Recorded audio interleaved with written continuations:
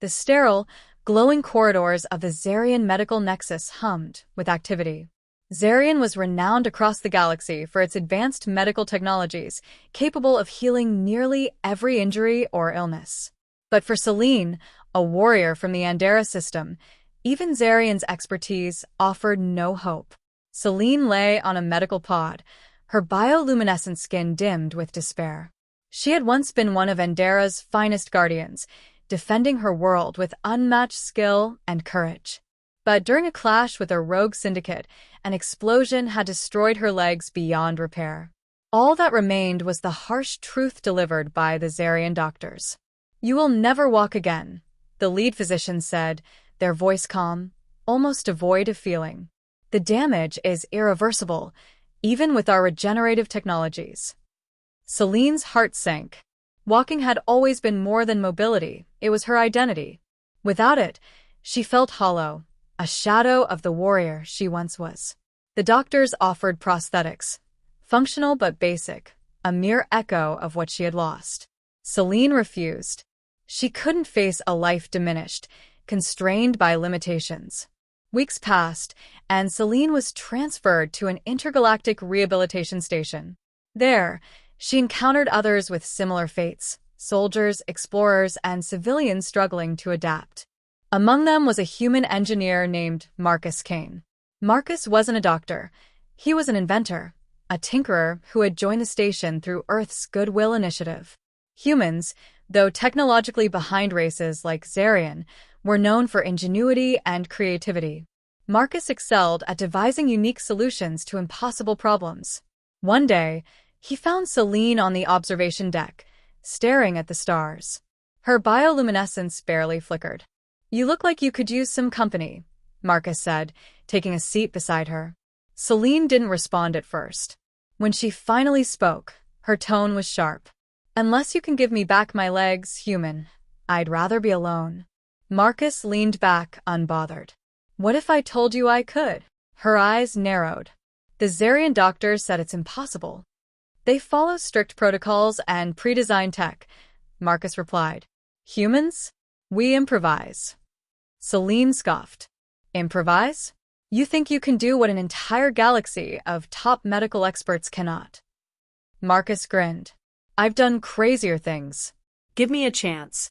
If it fails, you can go back to ignoring me." Reluctantly, Selene agreed. Over the following weeks, Marcus devoted himself to a solution.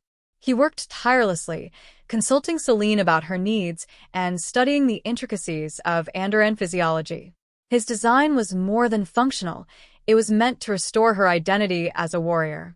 Using salvaged materials, advanced human tech, and components borrowed from Zarian labs, Marcus crafted prosthetic legs unlike anything the galaxy had seen. Sleek, strong, and integrated with Selene's neural network, they moved as if they were her own.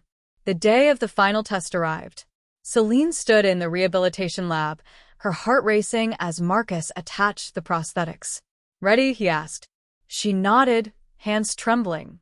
When the neural link activated, a surge of energy flowed through her, like life itself returning. Tentatively, she took a step. Then another. Tears welled in her eyes as she crossed the room, each stride more confident than the last. I can walk," she whispered, her voice breaking. "Marcus, I can walk." Marcus's grin held relief and pride. "Told you humans improvise." Word of Marcus's invention spread quickly. Zarian doctors were skeptical but couldn't deny the results. Selene not only regained mobility but returned to training, her new legs enhancing her agility and strength in ways she had never imagined. But the syndicate that had maimed her hadn't forgotten. Learning of her recovery, they viewed her as a renewed threat and launched a surprise attack on the rehabilitation station. Selene didn't hesitate. As alarms blared, she led the charge against the invaders, her new legs giving her an edge in combat. Marcus joined, using his engineering skills to sabotage their equipment. Together, they turned the tide. Selene fought with unmatched precision, her movements a seamless fusion of Andoran grace and human ingenuity. Marcus, though out of his element, proved that creativity could rival brute force. When the battle ended, the syndicate retreated, and the station stood safe. Amid the aftermath, Celine's bioluminescence shone brighter than it had in years. She looked at Marcus, gratitude evident. "You didn't just give me my legs back," she said. "You gave me my life." Marcus shrugged, a sheepish smile on his face. "I'd say we make a pretty good team."